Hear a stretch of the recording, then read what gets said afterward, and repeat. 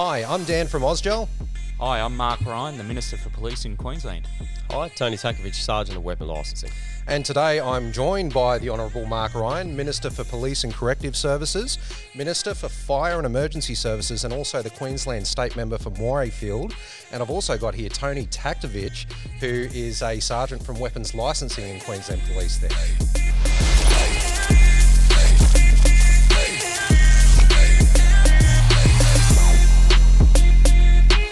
Minister, Sergeant Takovich, thank you both so much for joining us and giving us your time today. It means an awful lot to the Job Wall community here in Queensland, so thanks again. Now, before we start moving into discussing the legislation that affect the regulation of gel blasters, just want to get to know a little bit more about both of you gentlemen. So we'll start with yourself first, Minister. You have an extraordinarily large portfolio of responsibility. How do you juggle it all? It must be chaotic. Yeah, well, it is huge, Dan, and hello Queensland, hello Australia, hello world. Being the Police Minister here in Queensland's an extraordinary opportunity. It's very fulfilling, but it is very busy. We've got over 15,000 employees in the Queensland Police Service, and for those of you who are watching who aren't from Queensland, Queensland is a very big state. Not many people compared to the world. We've only got about 5 million people, but geographically we are huge. But there are not many communities in Queensland where there isn't a blue shirt. The Queensland Police Service has huge reach, and they do amazing work. It's not just all about law enforcement, it's about community safety and helping people make good choices and lead good lives. And it's tremendously fulfilling to be part of that work that the Queensland Police Service does, but it is also very busy. And certainly there is always competing needs and demands. When I've got 2 little kids at home, a family that want to see me a lot, but also when there's a lot of responsibility to get out and about and help the Queensland Police Service do the good work it does. Excellent. And how did you get into politics? Oh, it was a bit of an accidental opportunity, really, because I grew up in Caboolture, in this community that we are now. I've lived here pretty much my whole life, and my family were very much involved in volunteering. And because of that, I got involved in volunteering and helping out a lot of community organisations. And when I sort of had a revelation one day that I thought, there's more you can do. There's more you can contribute. And certainly the biggest show in town is being a part of government, being part of the legal process, the parliamentary process. So through that, I was inspired to get involved in representing my community, and now I've got the wonderful opportunity to help the Queensland Police Service keep the community safe as well. Outstanding. That's fantastic. Thank you, Minister. And for yourself, Sergeant Takovich, you've been pretty busy yourself dealing with the gel blaster portfolio, which is one of a few that I understand that you deal with at the moment. So tell us a little bit more about your background and how you wound up with your current position of responsibility. Yeah, not a problem at all. Thanks again for this opportunity. I think it's a fantastic initiative from yourself and to have us here and to really sort of, inform the community a bit more about what's going on with gel blasters and the legislative changes. But I've been in the Queensland Police Service now for 20 years. My background's predominantly been around investigations. I've spent a good portion of my career as an investigator and lesser part as an intelligence analyst. So they're the skills that I've sort of utilised to help put this initiative together, the Stop and Think campaign in particular. So relying upon those skills that I've sort of obtained over the career that I've had has really sort of afforded me the opportunity to work with the community. And, in the last 2 years I've now been at Weapons Licensing. I've been able to convert those skills that I've obtained over that time and really sort of work with people like yourself and the broader gel blaster community in sort of understanding what's been going on, analysing sort of the specifics to the issues, and sort of coming up with initiatives like the Stop and Think campaign to provide remedies, I suppose you could say, to some of the issues that we've sort of been able to identify. But all in all, it's certainly been a task over the last 2 years, but we've been working very closely with the Minister in his office, and we've had a lot of support, from people like yourself and other government agencies working on this. So it's been a great opportunity and it's something I've really enjoyed. Fantastic. Yeah, we really appreciate the support you guys have provided so far. So thanks again for everything you're doing for the Job Wall community at present. Now, we also need to address a question that is on the mind of many Queensland job wallers out there. Is there a hidden agenda to ban gel blasters? Yeah, well, can I give everyone that reassurance that there isn't? Read my lips. There is no plan to ban gel blasters. What we wanted to do, unlike other states, was work with key stakeholders, with participants, with people who enjoy gel ball, to come up with a safety framework. Because we think that if you have a safety framework, everyone wins. People can keep playing gel ball, people can keep contributing to the economy through the gel ball industry, and also we can keep the community safe. So we think our approach is the best approach. I'd love to see the other states have a look at what Queensland has done, and rather than ban gel ball, to actually adopt our safety framework, because we think that's a winner. Everyone wins. The community wins with safety, improved safety, but also the gel ball community wins because they can continue to enjoy a passion that I know a lot of people take very seriously. Excellent. Well, that concludes the podcast, ladies and gents. Thanks for coming, guys. No, just joking, of course. Okay, so that's really reassuring for us to hear, Minister, so thanks very much for that. Now, just touching base on what you're talking about there, based on the recent events in South Australia, which is quite unfortunate, led to further restrictions on gel blasters in that state. The unfortunate thing there is it's led to the loss of so many jobs, which has occurred during what is such a challenging time with COVID being around and the like. So, Minister, can you provide us a general summary of the upcoming changes to gel blaster regulation in Queensland next month? Yeah, absolutely, Dan, and I'm sure Tony will want to add a little bit as well. And can I start by saying this? A lot of people in the community who participate in gel ball are already doing the things that we're going to ask them to do through regulation. Well done, guys. Yeah, well done, and thank you for helping to keep your community safe. But when you look at community safety, sometimes you've got to provide a framework to provide guidance for people so that they know that they're going to do the right thing and they do the right thing. So starting on the 1st of February, we've got a couple of changes coming in. They're very straightforward, common sense changes in my view, but they relate to improving community safety and making sure everyone can continue to enjoy gel ball safely. So the first thing is when you're carrying a gel blaster in public, make sure it's out of sight. Put it in a bag. Makes sense to me. Transport it in the boot of your car. Keep it out of sight. Most people do that anyway. When it's at home, secure it somewhere. Put it in a locked bag, put it in a locked box, put it in a filing cabinet. If you've got a gun safe, you might want to put it there, but you don't have to. Just secure it somewhere at home. And that's really motivated around a couple of things. One, we don't want young kids going into people's houses. It might be your visiting niece or nephew or your grandkids who turn up and say, this is a bit of fun. And they grab something which is a gel ball, which to the untrained eye does look like something which could be a gun. And they run around in the community. We want to make sure those kids are safe.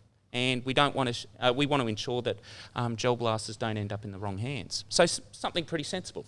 And the third thing is, and this is really about making sure that the right people are using gel blasters and they're not falling in the hands of criminals and people who want to use them for the wrong reason.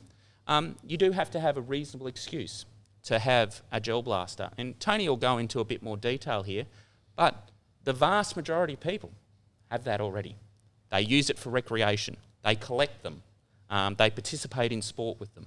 All of those things are reasonable excuses. In fact, Tony, the only thing that's not a reasonable excuse is using it unreasonably. Perfectly said, and that's exactly right. Just supporting everything that the Minister has just said then is absolutely right. The key changes there are storage, the transportation, and reasonable excuse. But also, as what he said, for the actual gel blaster community itself, they've already been doing these things for their entire time. But when we started to look at the information at hand and analysing sort of the results of sort of where people were getting involved with the misuse of gel blasters, it's actually an extension of the people that are socially using these things and aren't necessarily directly attached to gel blaster groups like the ones that you yourself have established, Dan. So we're really trying to sort of get a message out to that broader community and trying to educate them, which is where the Stop and Think campaign comes into it. And that also encompasses, what with the legislation changes, which is formalising those practices that we wish to support. So the people like yourself have been extremely helpful with trying to get that message out there and really give examples of what the storage requirements are. And exactly like the Minister said, they're very basic. It's about keeping these gel blasters, which look like actual firearms, out of the reach of just any person. So it's just about using common sense approaches as to the storage aspects. And with the transportation, I note that you've got a bag that you've There's one I prepared earlier. Exactly, but this is absolutely perfect because, when you're transporting a gel blaster, in particular on public transport, we don't want to alarm the broader community with these things. And so a bag such as this, it doesn't silhouette an actual firearm. So therefore, you wouldn't raise too many concerns with other sort of patrons. Let's just say we'll use a train as an example. If a gel blaster was in something like that. So they're the kind of expectations that we're seeking sort of, moving forward. But in addition, reasonable excuse. It's reasonable at any point to possess one of these things until such time your use of it becomes unreasonable. So, if collectors, the people with collectors' firearms licences, they're people that will also sort of be included with these legislative changes, and the hobbyists that they are, it's very reasonable for them to possess these kind of things, as well as yourself, hobbyists and alike. So it really is. It's been deliberately made broad to encompass as many people as possible. And so, where those people sort of fall out of that encatchment, that's where we're hoping to educate them and sort of rectify sort of any behaviours early on and sort of guide them. So in the circumstance, say for example, someone gets pulled over, they've got a gel blaster in their car, it's in a bag, it's appropriately put away, police find it in the car, what would be a reasonable excuse for them there, just as an example? Yeah, no, that's a good question. So it could be as such as, we're on our way to our gel blaster club where we're going to use it with, other people, socially. So that's a great one. The fact of the matter is that you said yourself, that it's in a bag. Yeah. And they've got a reason, so it's sort of out of sight. But anything like that, that they're going from one location to another, it's extremely broad, and that's what we want. But I think, the key there is that, as you said then, Dan, it's in a bag. Yeah. You know what I mean? So if they were to pull up at some shops or something like that, and let's just say it wasn't in a bag, and it was simply left in the back seat, and then the person who parked next to that car sort of sees what looks to be a firearm in the back seat of a car, that's obviously going to cause them alarm. So reasonable under that circumstance that you sort of gave us would be, I'm just going to my club to use it. Yeah, excellent. Yeah, so things like, why have you got that gel blaster in the car? Oh, we're making a prank video, so we're just driving around shooting people. Yeah. Probably not so reasonable, I'd imagine. No, definitely not. So don't do that, guys. Right, excellent. All right, so look, there doesn't really seem to be much in the way of change for those of us that are already in the industry and the sport. So that's fantastic news for us to hear. Now, do you own a gel blaster yourself, Tony? Yeah, I do. Yeah. So this is a project that we've been sort of looking at now for the last 2 years, and so. Like anything, you get involved with it, you want to have a good understanding of it. So, it was one of the first things that I'd done was try and sort of get a better understanding as to sort of the reasons behind sort of why people would want to get involved with these things. So, yeah, that's when I ended up purchasing one. So, I think like anything, if you're going to be part of something, you have to have a true appreciation or understanding of it, sort of, not just sort of looking at things on the surface, but, going out, speaking to people like yourself and other government agencies. So, yes, I do owe one, but, it really has sort of helped me have a better understanding as to sort of where that passion comes from. Fantastic. All right. Now, coming back to you, Minister. So for any of the members out in the Queensland gel ball community there that might still have any doubts, do you have anything you can say to them to maybe put them at ease? Yeah, well, to the vast majority of you, keep doing what you're doing. Keep being responsible. Keep making those common sense decisions. Make sure, as we've been discussing, you comply with the new framework, but many people are already doing that. Secure your gel blaster at home. Make sure you transport it in a way which doesn't cause an alarm, so using a bag or the boot of your car. And also make sure that you remain connected with people who participate in the industry through a gel ball club or through others who are enthusiasts and hobbyists. All you have to do is to continue to use it in a reasonable, common sense way. It's a pretty simple framework, and it's a framework which ensures that the industry can continue to thrive here in Queensland, and more people will want to participate. And certainly from a government point of view, and I made it very clear when we started looking at this challenge a couple of years ago, I wanted to ensure that the framework we've got allows the industry to thrive. We want to keep the industry here creates a lot of jobs, it keeps a lot of people active. It's a great way for people to bond with their kids and family. We want it to stay here in Queensland. So please, look to the regulation, work with the regulation, and we'll be able to keep the industry going. Minister, some extremely reassuring words there. So I'm sure that the community is going to really appreciate everything you've just said. So thanks very much for that. Now, for yourself, Tony, is there anywhere that gel ballers can go to find further information pertaining to the regulation of gel blasters? Absolutely. So there's a lot of information that's available on the weapons licensing webpage by simply going to any internet page and just typing in weapons licensing, and then in the search engine when you get to weapons licensing, typing in gel blaster, there's a lot of information relative to the Stop and Think campaign, which also includes the legislation. And the campaign itself, I should note, Dan, as you already do know, has had a lot of influence on people like yourself. So it was certainly something that we've worked on together over a lengthy period of time, with the input from yourself from very early on, having those meetings, and we've had very many, since that time. But as the Minister said, his objective from the get-go was very clear that, it was to identify a solution that would find a viable outcome for, your industry, which we've seen flourish. So, the Stop and Think campaign has had a lot of input from a lot of different areas, and, that information is available on the weapons licensing webpage. And I should also add that an animation video, which sort of gives us a bit of a breakdown as to what those legislation changes are, will be made available very soon. And I have to admit, it's probably one of the best pieces of work I've seen, put together, when it comes to sort of, really sort of educating the community, but also operational staff and, how we can work, with yourselves and really sort of, help get that message out there. Fantastic.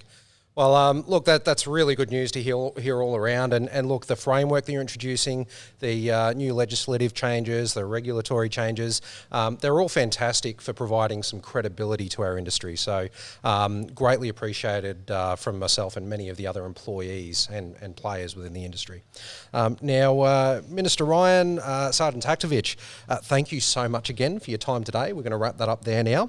But firstly, Minister, how can our viewers find out more about you and how you contribute to the community? Well, I'm not sure there's going to be too many people interested in what I get up to on a daily basis, Dan. But if people are interested, if people do want to connect with me, my website, it's on the screen right now. Please feel free to get in touch. And if you do have any queries, of course, get in touch through me or also go directly to weapons licensing, and Sergeant Taktovich will be more than happy to help. Fantastic. And Sergeant Taktovich, is there anywhere else that you haven't mentioned already that people can go to find out more information on how they can contact weapons licensing, or even yourself, if you allow it? Look, obviously, I've been dealing with this for quite some time, and we'll continue to do so as we continue to monitor sort of how it affects our broader community. So absolutely, by contacting weapons licensing, and, they'll be able to get in contact with myself or the other people who sort of I've worked with over a period of time who also have a strong understanding of your community. So just getting in contact with weapons licensing will surely, enable you to get that information that you're after. Fantastic. Thanks very much. And ladies and gents, as always, I'm Dan from Ozgel, and you can find me on social media under Ozgel. That's on Facebook and YouTube. We're also on Instagram at Ozgel Ammo, and we're on TikTok under Ozgel, and of course our website, www.ozgel.com.au. That's all we got for you this week. Thanks very much for watching.